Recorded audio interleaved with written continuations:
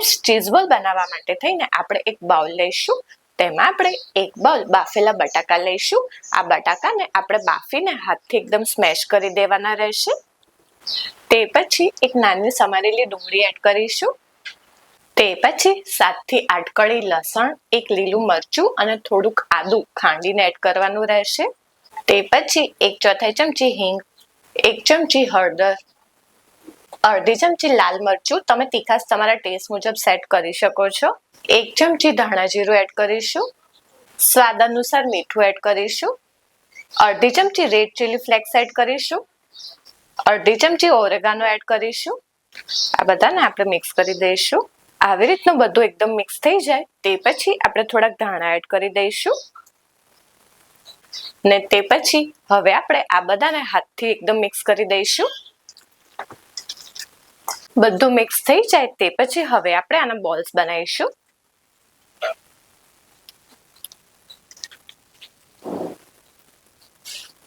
થોડુંક થોડુંક કરીને લઈશું. તે પછી વચ્ચે આપણે ચીઝ એડ કરી દઈશું અને હવે આપણે બધી બાજુથી ફેરવી દઈશું. બધી બાજુથી બાઇન્ડ કરી દઈશું. પછી તેને આવી રીતના આમ રોલ કરી દઈશું. ને હવે આપણે આને એક પ્લેટમાં મૂકી દઈશું. આવી જ રીતે બીજા બધા બોલ્સ કરવાના રહેશે. આવી રીતના બધા બોલ્સ કરી દેવાના રહેશે. ફ્રેન્ડ્સ, હવે સ્લરી બનાવવા માટે થઈને આપણે એક બાઉલ લઈશું. તેમાં આપણે અડધો કપ મેંદો એડ કરીશું. અડધો કપ કોર્નફ્લોર એડ કરીશું. ચપટી મીઠું એડ કરીશું અને થોડુંક પાણી એડ કરીશું. ના બધાને આપણે મિક્સ કરી દઈશું. આમાં તમે જેટલું મેંદો લો એટલું જ તમારે કોર્નફ્લોર લેવાનું રહેશે. પછી બીજું થોડુંક પાણી એડ કરીશું. તેને મિક્સ કરીશું. ફ્રેન્ડ્સ, આવી રીતની બહુ જાડી નહીં અને બહુ પતલી નહીં તે રીતની સ્લરી બનાવવાની રહેશે. તે પછી આપણે એક બાઉલ બ્રેડ ક્રમ્સ લઈશું.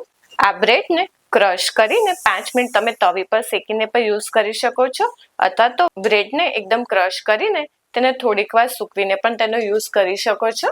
ફ્રેન્ડ્સ, તો ચલો હવે આપણે બનાવીએ ચીઝ બોલ.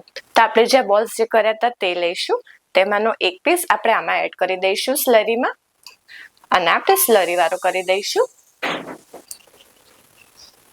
તે પછી આને નિતારીને આપણે બ્રેડ સ્ક્રબમાં એડ કરી દઈશું. હવે આપણે આ બ્રેડ સ્ક્રબ્સને આવી રીતે કરી દઈશું કે જેથી આજુબાજુ બધા બ્રેડ સ્ક્રબ્સ મસ્ત સેટ થઈ જાય.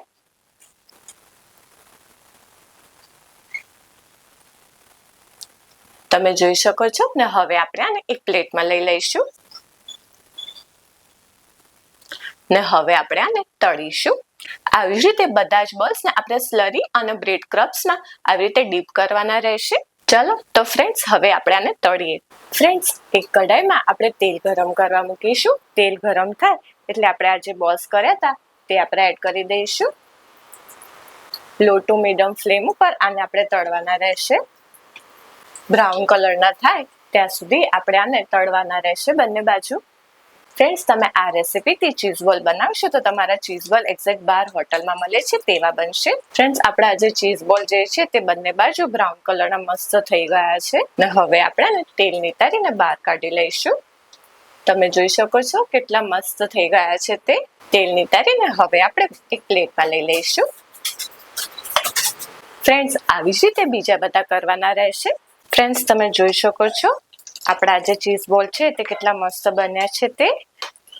ફ્રેન્ડ્સ, તો છે ને એકદમ ઇઝી ચીઝ બોલ બનાવવા. ફ્રેન્ડ્સ, આ બધા આપણા જે ચીઝ બોલ જે છે તે મસ્ત બ્રાઉન કલરના થઈ ગયા છે. હવે આપણે આ બધાને તેલ નિતારીને બહાર કાઢી લઈશું.